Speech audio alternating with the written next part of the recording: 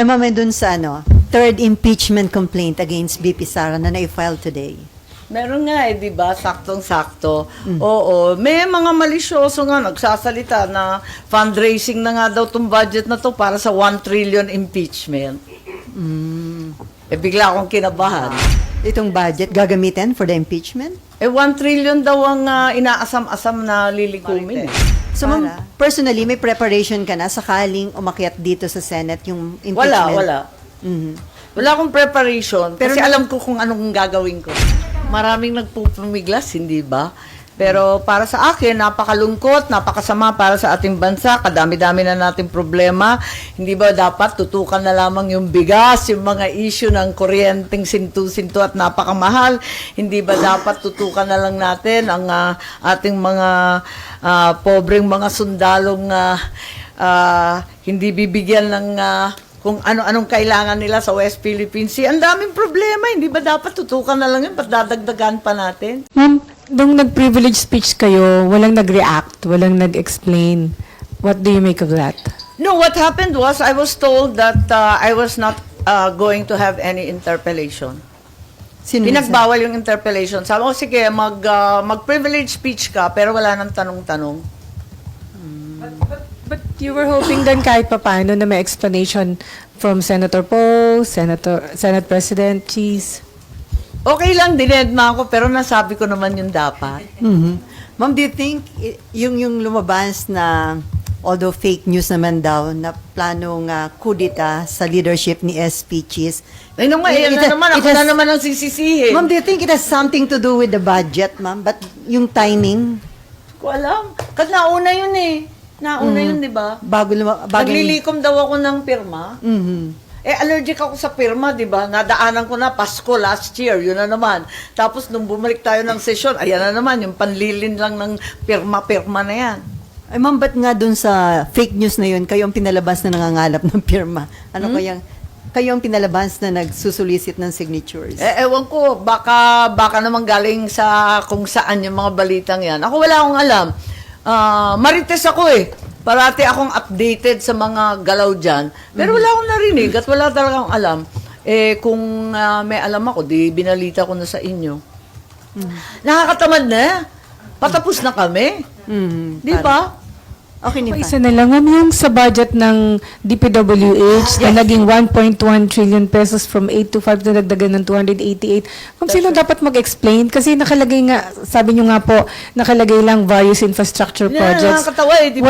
Walang detalye, walang nag-explain. So, sinong dapat na tumayo at mag-explain talaga? Hindi ko na nga alam Sabi ko nga sa inyo, hindi ko maintindihan itong proseso. Lahat lihim, lahat madilim, lahat malabo. Hindi ko nga alam kung sinong gumawa ng Apakalabo talaga. Dati, ang sinasabi may 3 houses kapag budget. Yung lower house, yung upper house, yung BICAM. Ngayon, alin ba? Alin ba dun sa 3? Parang ang gulo At saka dyan sa DPWH, 2 linalabag niya na. Una, mas nalampasan pa ng DPWH yung edukasyon. Ikalawa, the Congress may not increase the appropriations recommended by the President. Di ba obvious na lampas-lampas dun sa sinabi ng Pangulo? So, mamang mga hindi maliwanag kung bakit nadagdagan o nabawasan, sino ang may initiative, yung DPWH and Pantawid Pamilyang Pilipino Program, ma'am, yung 50B. Yung 50B, oo. Hindi rin po klaro sa inyo bakit may tapyas. Yun nga, as a general rule, as a matter of fact, it's in our rules. It's very clear in the rules of the Senate na meron dapat explanation. At nasama ko yata yan sa aking PowerPoint. Usually, may explanation yan. Papaltan natin to dahil mas mahalaga ito, dahil kulang na kulang ang pera rito. Maliwanag siya. Ngayon, ang explanation, dadagdagan ng comma, tutuldukan ng I. Anong klaseng explanation yun? Na hindi binanggit yung pagbabago. So, kanino look out, ma'am, yung bad budget? Sorry? Yeah. Kaninong lookout yun, ma'am? Yung bad budget? Who's to be blamed? Well, right now, like I said, I'm in a state of confusion and rather abject ignorance as to who is really responsible for all this. Dahil even if I am officially a member of the BICAM, a vice chair of the Finance Committee, the truth is we were not consulted on these drastic changes made in the budget for 2025. Nagulat nga ako dahil andun nga nakita natin yung sa ating rules ng Senate, maliwanag din na kailangan may explanatory kung bakit nagbago-bago. Pero ganun talaga Pero yung nga, ma'am, yung kawalan ng consultation, kanino dapat call yan, di ba? As kay Finance Committee Chairman, sana na-consult muna kayo. Wala sa ugali kong nagtuturo pero ang akin na lamang, iwasto na lang natin moving forward. Ayan na, nabulagta na tayo riyan. Moving forward na lang, let's try and rectify. So, kung maaari, ibalik sa BICAM kahit nagbitaw na ang palasyo ng salita, baka naman si E.S. Bersamin, pwede niyang gawin yung ginawa niya sa anti-agricultural economic sabotage. Pwede niyang ibalik katulad ng ginawa sa Magna Carta for Seafarers at maayos ng maigi itong budget na ito. Ang laking kahihiyan, talagang trouble to para sa 2025. Pag nauwi to, lahat sa AKAP, MAIP, lahat sa ang katutak na limos, pati sa FLR ng DBM. So, ma'am, kaya ganyan din ang concern ninyo dahil kapag pinirmahan ito ng Presidente, siya yung malalagay sa alanganin. Ay, hindi ko alam, pero Kapag hindi naging talaga batas. dapat linalagdaan yung ganito kalabo. Okay, Amor and then RG. Ma'am, sabi po ni President Marcos, hindi naman daw po maaapektuhan or mababawasan yung services ng PhilHealth kahit zero subsidy sila for next year. Do you think that's possible po, ma'am, na hindi talaga maaapektuhan yung PhilHealth services? Hindi ko talaga alam, pero ang maliwanag lang sa akin, yung nasa batas, no? Na yung PhilHealth talaga may bahagi talaga na para sa kanya. At pagbasahin natin, yung NEP, yung ORIG na provision para sa PhilHealth, ang liwanag naman, to be used for premiums of indirect contributors. Ibig sabihin nun, yung mahihirap, yung binabayaran yung premium ng gobyerno. Alam niyo, talagang iniisa-isa natin at talagang linilikom ng mga members ng PhilHealth, inaawa sa sweldo at talagang pilit nilang binabayaran yung premium. Bakit biglaan ang gobyerno nagdesisyon, hindi na babayaran lahat ng premium? Anong klase yun? Tapos yung benefit package improvement. Ayun, required din yan. Di, ibig sabihin, wala nang improvement. Lahat naman tayo, alam na kulang yung outpatient. Ilan lang chemo, ilan lang dialysis, wipe out ka na.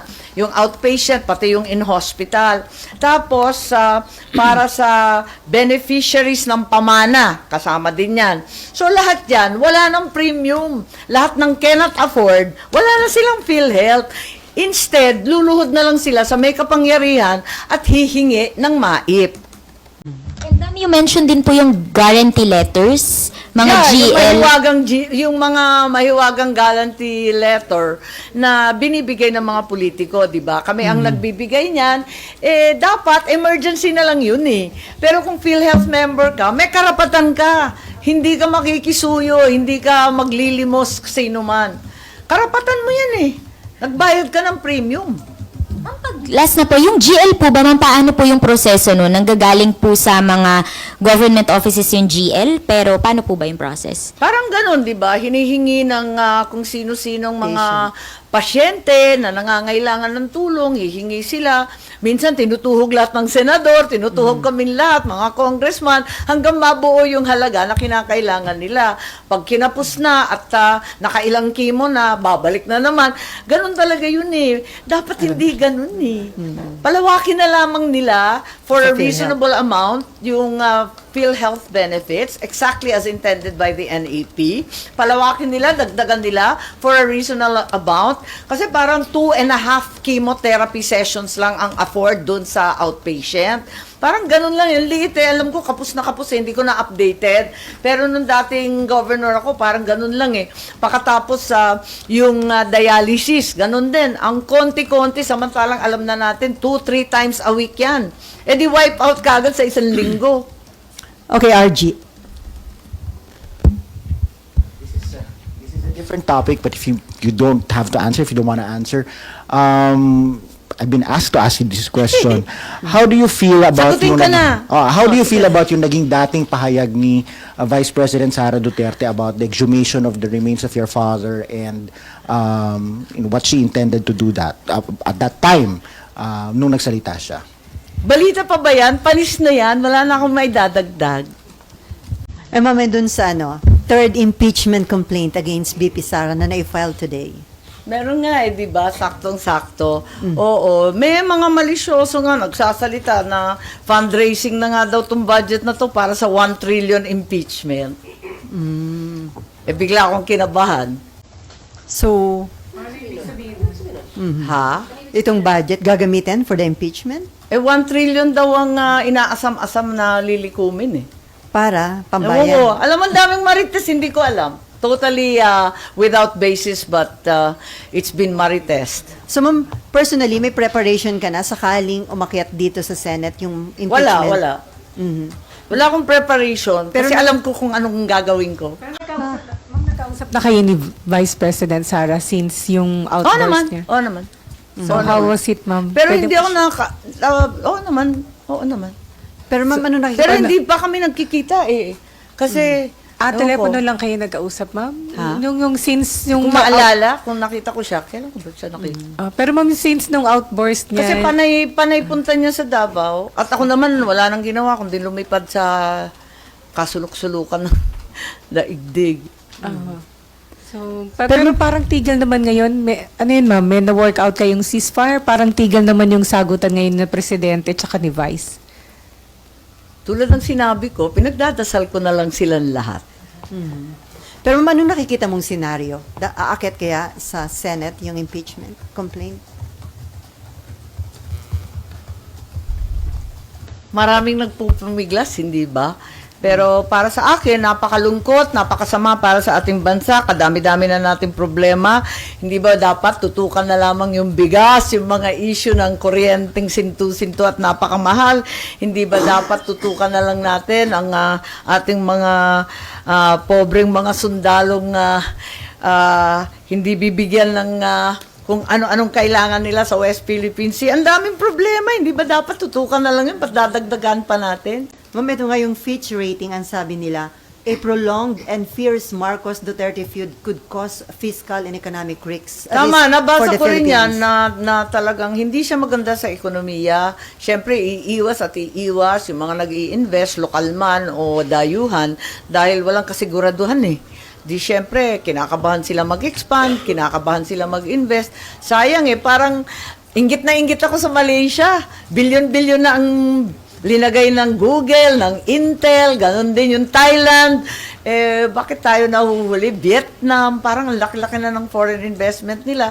Although, sinasabi, may pumapasok rin dito, pero yun nga, napakalalaki ng mga IT investment sa kanila. Ang ganda eh. Pero ma'am, before may marami nagsasabi na pwedeng may mahalagang role kang gampanan dahil close ka kay BP Sara and then kapatid ka ng Pangulo. May mga appeal na mag-intervene ka para ma-address yung, at ma-prevent yung matagal at matinding bangayan between the two highest leaders of the country. Tulad ng sinabi ko, pinagdadasal ko na lang sila kasi marami yatang nambubuyo eh. So hanggang dasal na lang ma'am gagawin mo. May himala. Okay, Mayan. Ma'am, sorry, last on my part, babalik ako isa lang sa budget. Sir, ma'am, how can you be sure na pag binalik kunwari sa BICAM ay maaayos? Same members lang naman yung BICAM. So yung nagtutulak ng AKAP, andun din sila, ma'am. And Tama. for sure, di rin naman sila papayag na mawala yun po. I think for that reason, nabanggit na nga ni Pangulo na magla-line item veto siya. kung ano man ang mangyari. Kaya parang dapat matauhan na yung mga nagtutulak ng akap. Sinabi na ng ating Pangulo wala yan sa NEP, wala yan sa dating budget. Bakit biglang sumulpot yan? Okay. From GMA7. Yes po, Darlene po. Darlene. Sen, first time ko kasi narinig yung sa 1 trillion na narinig nyo lang po. Follow up ko lang kung yung sinasabi Wala ka, ninyo na chismisan lang yun, na mga narinig ninyo tungkol doon sa allegedly Hindi nirelease ko nga na alam 1 kung ano trillion yung para sa trillion, impeachment. ilang bang Nakapasok zero yun sa budget? Sinasabi nila? Hindi naman ganun. Napaka-literal naman nun. So, paklarify lang po. Ano po ba yung mga... Hindi, biro lang yon. Chismis lang yon. Sige. Marites lang. Marites lang. From Abangan ang susunod na kabanata. from UNTV? Okay. Check. Ma'am, magandang hapon po. Reaction lang po. Isa sa nag-express po ng apprehension si former Secretary Roque, Harry Roque, na ito daw pong AKAP, another form of social services, would be used for the sake of political agenda. Kasi nga, gaya na nabanggitin nyo, malapit na po ang eleksyon, through vote buying daw po. Marang yun yung tinitingnan. Alam mo, sa lahat ng may gusto sana nitong mga dole-outs, ng mga pagbibigay ng cash, itong mga alleged social protection, sa lahat ng may gusto niyan, ako Unang-una, re-electionist ako, di bongga sana. Ikalawa, nung umpisa niyan, pinaglaban ko yan nung umpisa, nung pinagdidiskusyonan yung Bayanihan 1 and 2, nung nagkaroon tayo ng COVID pandemic, ayaw na ayaw ng ating mga finance managers nung panahon na yon na magbibigay tayo ng cash. Alangan na alangan sila sa cash pero sa akin, nung panahon na yon, damandam ako, talagang hirap na hirap ang tao, walang hanap buhay, walang pagkain, talagang walang trabaho. Sabi ko, pwede ba magbigay na lang ng cash? At talagang tinutulak ko siya. Kaya lang, at kasabay nun, tinulak ko rin yung sa land reform, dun sa Bayanihan 2. Kaya, ako nga yung mga promotor ng ganyan Kaya gustong-gusto ko na may ayuda. Nagulat lang ako, nagkaganito.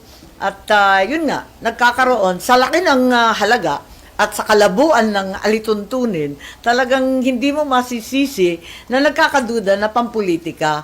Lalo't naririnig mo yung daing na napakarami na hindi ako nakatanggap, hindi ako malakas kay mayor, kay congressman, kay kapitan, kung sino. Ayun, mas lalo ka talaga magdududa.